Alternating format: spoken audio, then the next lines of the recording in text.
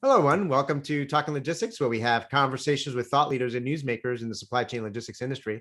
It's a great pleasure to welcome today's program, Glenn Jones, who's VP of Product Strategy and Marketing at Blume Global. And today we're going to talk about order orchestration, enabling agility in the supply chain. Now, we hear a lot about, the importance of creating an agile supply chain, especially during these times. I mean, the pandemic that we're coming out of right now and still in many ways, as well as, more recently, the Suez Canal incident, just kind of really brought the importance of agile supply chain home. But what does that mean, exactly? And what is, how is it linked to order orchestration, and how can companies prepare for the next disruption in supply chain? Well, those are the main topics we're going to discuss in today's episode. And it's great to have Glenn back on the program to share his insights and advice on this topic. So Glenn, welcome to the program. Thanks, Adrian. Thanks so much for having me back. It's wonderful. And, we love your programs here. We watch them all the time. And so I enjoy these conversations. They're always good and insightful. Great. Well, thank you, Glenn. And I certainly appreciate you making the time to be with us today. And, earlier, the last time you were on the program, we talked about sustainability, another topic that's, front and center these days. Now I'm going to wrap up. I'm going to try to weave that topic into today's conversation as well. But let's start with some definitions with regards to this topic, beginning with order orchestration, which again is one of these topics that a lot of folks talk about, but I think, there might be different definitions out there, or different perspective about what it means. So what does order orchestration mean? And more importantly, why is it important? Yeah, so conceptually, order orchestration it's organizing what needs to happen in order to fulfill an order. And of course, there's a lot of different kinds of orders. There's you ordering on Amazon, and then what needs to happen to get that order fulfilled. That's not exactly where Blume focuses right now. Where Blume focuses is in managing logistics and transportation, and it's really enabling what needs to happen in order to fulfill a transportation order. And so there's the simplest type of transportation order, which says I need to move goods from one DC to another DC using a full truckload. And it's essentially, going to a carrier and having them move, pick up the goods at an origin DC and move it to a destination DC. So that's a simpler version of order orchestration. The more complex versions, and this is what we really specialize in, is those moves that involve ocean or air or railroads. And so it's, maybe starting at an origin in a factory in Ho Chi Minh City that builds hammers, and orchestrating the movement of those, finished goods to the port in Vietnam, maybe, and maybe going through a transship location in Busan via an ocean carrier, and getting onto another vessel, making it into the port of LA, and then going on a train and making it to somewhere in the middle of the US, Chicago, or maybe Indianapolis. And so that's a much more complex order, and it has to be orchestrated because until the hammers get to Busan, you can't put them on that vessel in Busan and get them to LA. And so that's a really good example of what a more complex order orchestration is.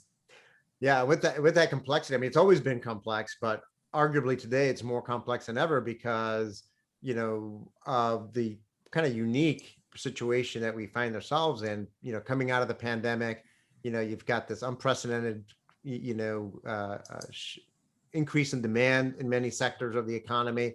But at the same time, the capacity is not there, or you've got, an imbalance of capacity and demand and physical assets like, containers and chassis and everything else. So everything that kind of got out of balance because of the pandemic, and then now it's trying to get back into balance. So not only is it layered with complexity, it's, during normal times, it's more complicated today than ever before because of these things, right? Absolutely. Yeah, we have, during normal times, whatever that means anymore, but whenever there were normal times, the order and the order orchestration really focused on efficiency. it was, setting up that long route lane, via air, rail, or ocean, and just kind of letting the orchestration take the most efficient, what's the lowest cost carrier, or if I've got, higher value goods, maybe I pick an air freight. But again, it was, trying to find the most efficient way to get it there by whatever commit date the manufacturer or the OEM has, right? And I'm delivering to Walmart, or I'm delivering to an end consumer. And, what's the least cost way that I can do that? When you're talking about ocean moves and sometimes, ocean and rail combined, there's a lot that happens in that 38, 50 to 45 day lead time. Demand changes, as we see today, and ports are backed up, and all kinds of, some of it's a little predictable, some of it's totally unpredictable. So now there's the whole introduction of agility into the supply chain. And so during that long stretch, during that, 40, 50 day lead time, manufacturing and transportation lead time, stuff just changes. And so nowadays it's not good enough just to purely be efficient. We're having to layer in agility into the supply chain. So as soon as that cargo reaches the hammers, reach the port, we found that we had a hurricane in Atlanta. Now the hammers, instead of going to Indianapolis, need to go to Atlanta to support, the roofers and other people that are, trying to repair their homes. And so agility has become very important, and that's it applies kind of across the supply chain at almost any time. So yeah, I think that's one of the huge changes that have happened, and the pandemic really kind of drove it. Yeah, no, absolutely. That was going to be my next question. Obviously, that's another term we hear a lot about, creating that agile supply chain, as I mentioned in my opening, comments there. So how does that link with order orchestration? I mean, what does it mean ultimately to have an agile supply chain? I mean, how do you know if you have one? Yeah, no, great question. And I, we find you really know when those hammers hit the port of LA. And they have to get to Atlanta. Can you make that happen? Or do you still need to ship them to Indianapolis? And now you got to create a separate order, put them on a truck and get them to Atlanta. And so ideally, as soon as the whatever your cargo is, hits the seaport, you can now either directly, if you're a larger shipper and you're, Lowe's or whoever's, taking care of that, can make that change happen. Or a lot of times that really needs to be facilitated by an ocean freight forwarder, or maybe an ocean carrier who's really managing that move. So does that ocean freight forwarder or does that ocean carrier have the ability, to be able to take a different command? Can they say, let's not run on rail to Chicago and then do a dray move down to Indianapolis. Let's instead reroute those hammers, or a subset of them, a set of pallets or whatever, and let's get those to Atlanta. And what's the right way to get there? Is it transloading it onto a full truckload? Is it, running it to, changing the railroads and getting it to Atlanta via a different route? And so those are the kind of things that now we see more and more, at least at the ocean freight forwarder or whoever's handling that door move, are having to do today that they didn't really have to think about before, or if they did, it was on occasion. Today, it's becoming more the norm. Yeah, no, absolutely. And I think it's becoming, you can almost say that, agility from that perspective is becoming a, competitive differentiator, right? So it's no longer competing on cost, just on cost. It's no longer competing just on even the service. Obviously, the service aspect is part of that agility, but it's on competing on how agile you are, how responsive you are to, disruptions or changes in plans. Because we all know the one thing for sure in supply chain management and logistics is that, the best laid plans, right? Exceptions are going to be the norm. And what you thought was going to happen 35, 40 days ago, more than likely is not what the current reality is. And you're going to need to, adapt and change. So how do you know whether you're a leader or a laggard when it comes to supply chain agility? Yeah, so it's essentially being able to make those kind of changes dynamically. And, I love, you mentioned a great one, Mike Tyson saying, everybody has a plan until they get punched in the mouth.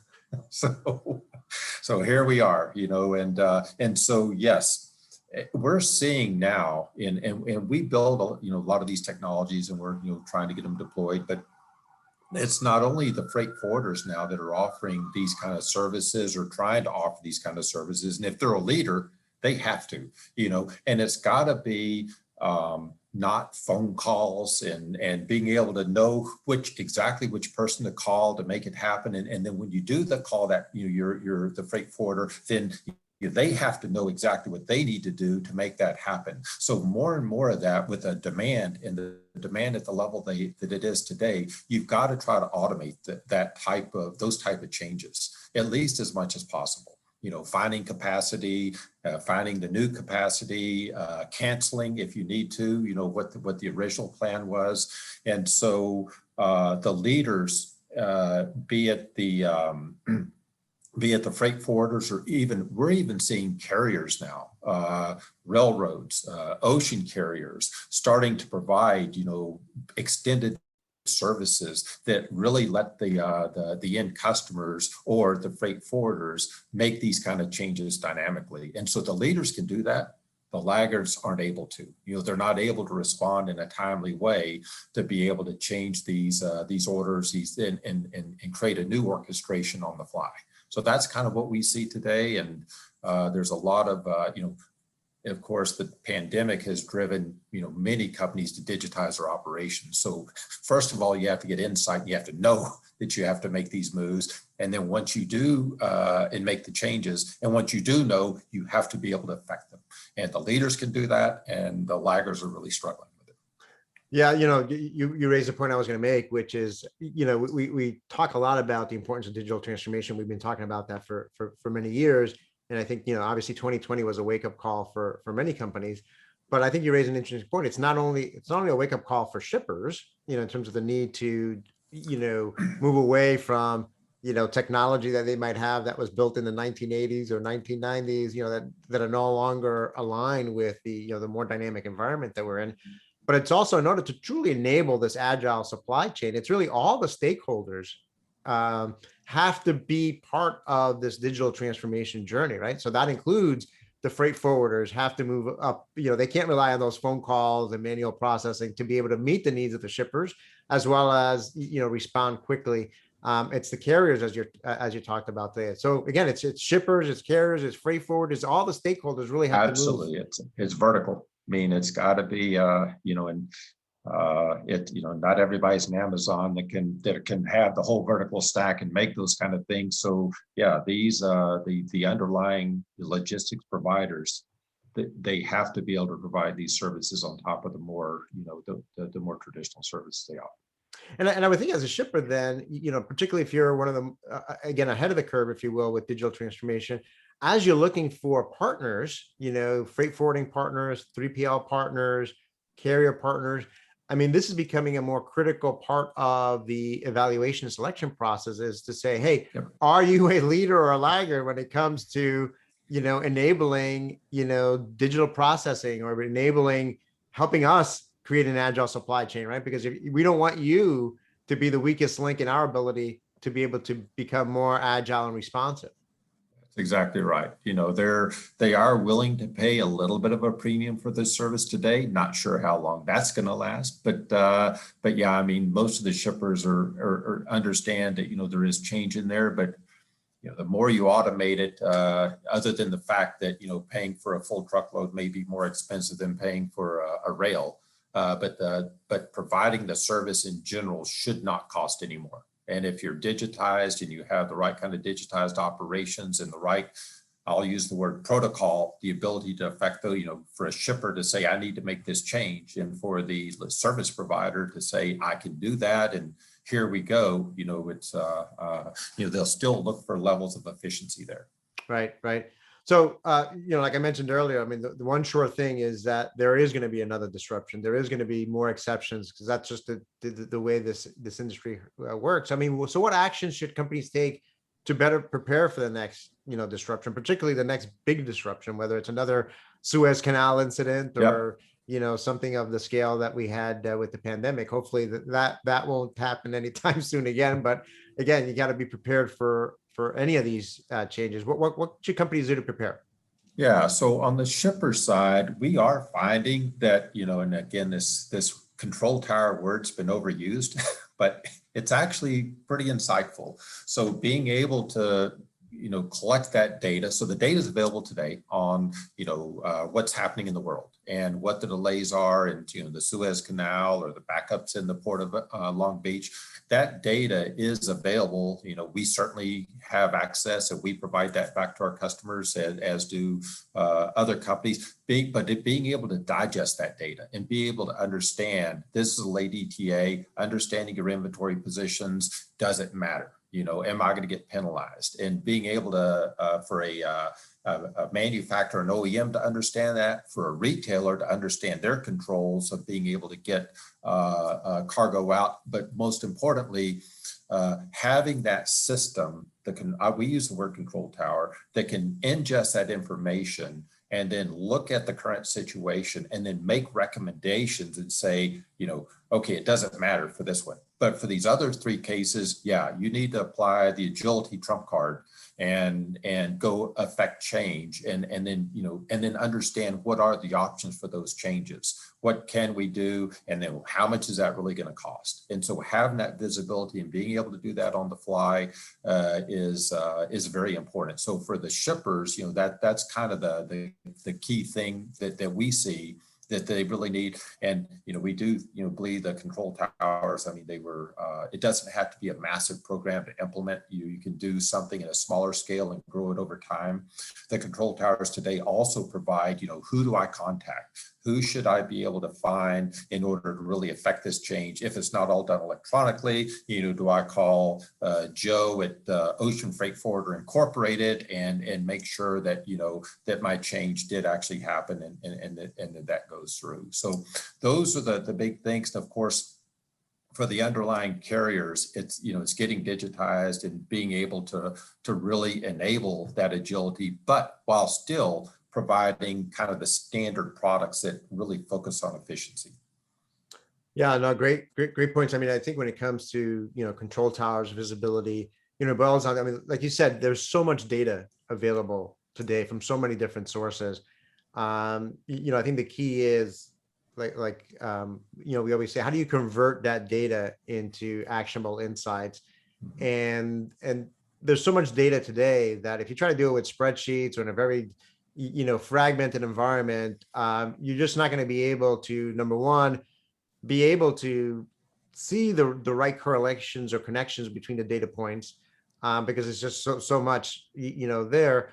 But even more importantly, you're not going to be able to automate the actions that need to take place afterwards. So I think that's where the converting the analytics technology comes in. Obviously now machine learning and some of the optimization algorithms that get layered on top of that come in, because I think we've been here for a long time. We've certainly the complexity in today's supply chain have exceeded what spreadsheets can handle, have exceeded Exactly. what human brains can do on their own. Right. That I think those, and we learned that the hard way. Many companies learned the hard way last year when they were still relying on these manual systems and spreadsheets, and they really couldn't move fast enough or react fast enough, or not only fast enough, but intelligently enough, to get back on track. So I think those are the key things there, as you said. So Glenn, as a way to wrap up, I mentioned, last time you were on the program, we talked about sustainability, which is another topic that, again, it's top of mind. So I'm kind of curious. Can order orchestration and agility help with supply chain sustainability? Absolutely. One of the we're seeing more and more today that the underlying carriers are trying to make carbon footprints transparent, and that's really important, and that's kind of an enabler to all the a lot of the other decisions.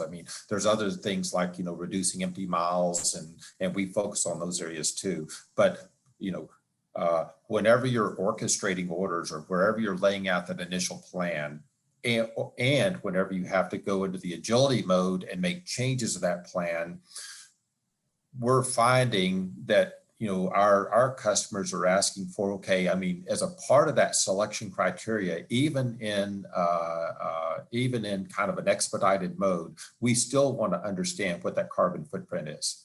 And we still want to be able to say, okay, here is kind of the optimal route and carrier selection, even in expedite mode, that helps reduce that carbon footprint. So making that transparent is very important in order to really enable at least understanding the cost in carbon credits. And then if you're we've become carbon neutral, and our customers are asking for that too. I want to know what it is. I'm gonna use it as part of the selection criteria, and then in the end, I need to have programs where I can do carbon offsets, and so hence you need that transparency. Yeah, that's a great point. I think the key thing here, historically, we've looked at cost and service as kind of the main trade-offs. But as we discussed in more detail in the last episode, and you just kind of brought up now, having some visibility and transparency to the carbon footprint or carbon emissions or greenhouse emissions impact as well to different options is becoming more important. And it's, again, the more visibility you have and the more understanding you have is going to make you, make smarter decisions all around, weighing cost, service, and sustainability, Exactly. as part of the final decision.